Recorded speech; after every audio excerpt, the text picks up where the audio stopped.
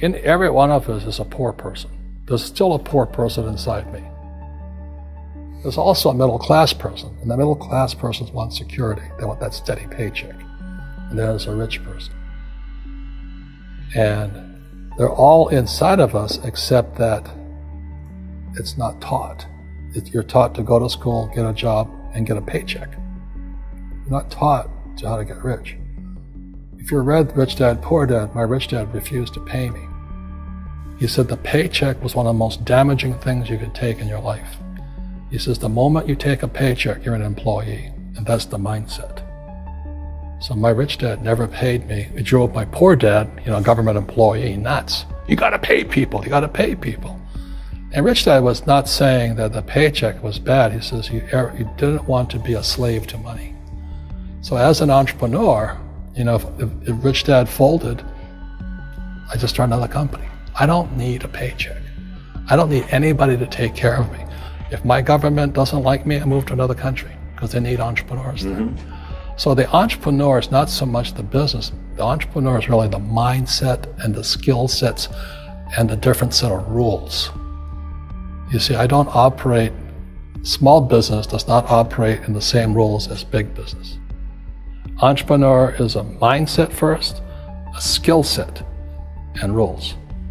And depending upon whether you're an employee or a small business, the rules are different. The mindsets are different, the skill sets are different. If you could say one thing to somebody who's never been an entrepreneur and they're thinking about making the leap of faith into becoming an entrepreneur, what could you tell them? Well, I'll just tell them the same thing that happened to me. My last paycheck, I still remember it clearly. It was one of the worst and the best days of my life. And I was in Puerto Rico. I was working for Xerox, and my boss gave me it wasn't a paycheck, it was a bonus check. I think it was about $30,000, taxable. It's the only problem with that. So I got this check and I went, holy mackerel. You know what I mean? So I was excited, but I was also disturbed. And so this other guy comes up to me, his name was John, and John says to me, he says, you're gonna be back. I said, why? He says, because you're gonna fail. I looked at him and said, look, few expletive words, because that's what he did. He left Xerox, failed, and he came back. And I said, look, you failed and you came back, but I'm gonna fail and I'm never coming back. And that's the attitude. Do you know what I mean? If you say, well, if I fail, I'll go back to mommy and daddy, then that's what you'll do. So if you fail, that's when I became an entrepreneur, because I had no money. I had no money for years. I didn't have a paycheck. But that's what my rich dad encouraged me to do. He says, when you don't have this paycheck, you get hungrier, smarter, and it's a test of your character. Will you become a crook? Will you become dishonest? Will you cheat and steal? Or will you become a better human being? So really, that's the benefit of becoming an entrepreneur, is you really find out who you are when you don't have anything. So you always have to look at the big picture. Too many people look at, well, what's going to happen to me? Well, you look at the big picture, you're also going to know that when something bad happens, something good's going to happen. But you got to prepare for whatever is coming. If you think next 20 years will be like the last 20 years, you're going to get creamed. When you and I go to the supermarket and we buy a carton of milk, we always check for the expiration date. But most people do not check for the expiration date on their brains. Instead of get out of debt, I get into debt. I just refinanced $300 million in debt. I went from 5% to 2.5% interest. I made a fortune. Every month, more money comes in because my cost of money has gone down. So while some financial experts are saying get out of debt, I'm saying learn how to use debt. See, when I came back from in Vietnam in January of '73, the first thing my rich dad said to me was go to school to learn how to invest in real estate. It wasn't real estate, it was how to use debt and taxes. Debt and taxes make the rich richer. Debt and taxes make the poor and middle class poor. So all the rich guys who are doctors and lawyers or, those guys, they're getting creamed and they don't know why. Doctors are getting creamed. Oh yeah, they're making more money, but the take home is less. Sure. My doctor just yelled at me, he was happy, he says, oh, guess what, I finally made $1 million. And I said, yeah, this was just 3 weeks ago. And so I said, yeah, well, how much you pay in tax? He says, $750,000 in taxes. So his net was about $400,000. That's not bad. But when I make $1 million, I keep $1 million. And the reason is because I don't make it by working for money. See, if you work for money, you're taxed. So that's why lesson number 1 in Rich Dad, Poor Dad is the rich don't work for money. What we do instead is we create businesses as entrepreneurs. We acquire real estate. I don't invest in the stock market. Okay? So the reason is because as entrepreneurs, I have more control over my income, how much I make, and how much I pay in taxes. And because I'm an entrepreneur as well as an investor in real estate, I pay 0 tax. So every time I make, let's say, $1 million as an entrepreneur, I immediately invested in real estate and have a 4-to-1 step up. So I put $1 million in real estate, I get $4 million from the bank. That's why I love banks. But the banks are screwing everybody else, terrible, but it's good for me. That's why you say when you print, it's good for you, but when you print, it's bad for people that work for money. Because when you print, savers get creamed and people who work for money get creamed. When they print, debtors get rich. You see, debt and taxes make the rich richer, and debt and taxes make the poor middle class poorer. When we have obsolete ideas, we get obsolete results. So what's happening for most people, the idea of going to school, getting a job, working hard, saving money, getting out of debt, buying your house because it's an asset, and investing for the long term, is obsolete. The world has changed. The world changed in 1971 when President Nixon took us off the gold standard and money became debt.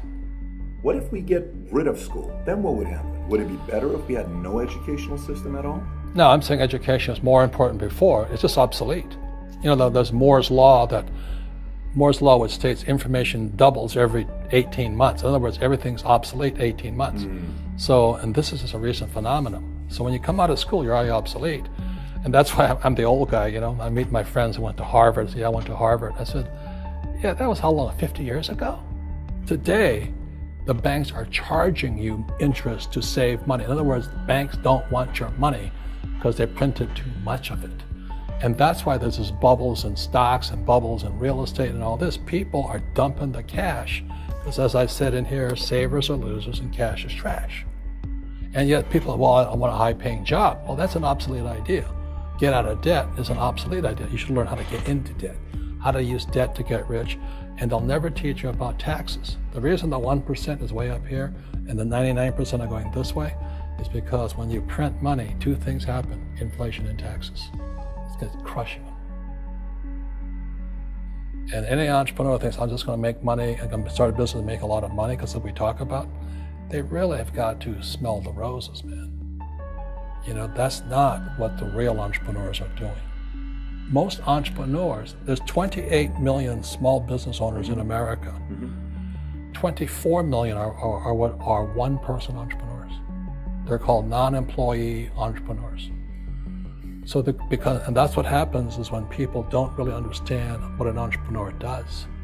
So most big people are self-employed, but they're not really entrepreneurs.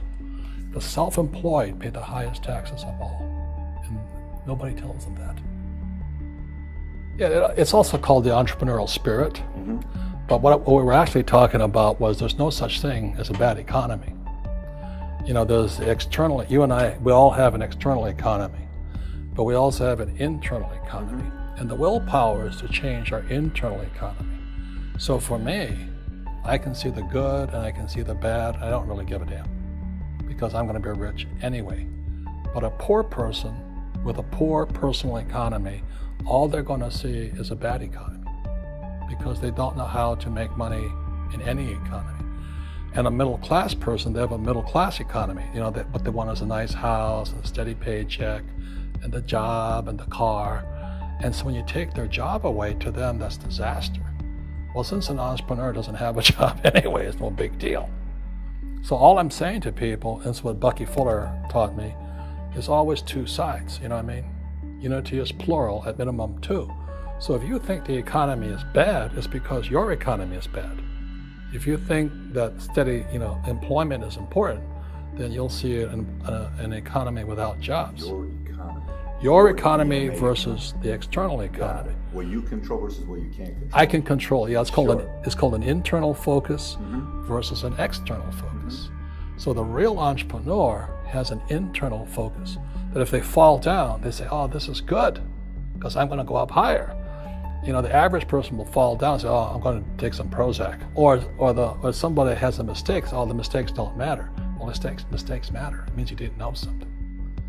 But a real entrepreneur, whether they fall down, they always can go up. They can stand back up and go higher. That no matter what happens to them, they get stronger and better and smarter and happier. But a person with a weak internal mindset is that they're so afraid of what happens, it generally happens. Like, you know, people who are afraid of losing their jobs, they generally lose their jobs. You know what I mean? Yeah. So everything you can comes through you. Yeah, so the entrepreneur first job is to control inside here, not outside there. The moment you take that paycheck, you're an employee. You've got to be stronger than that. It's about inside control.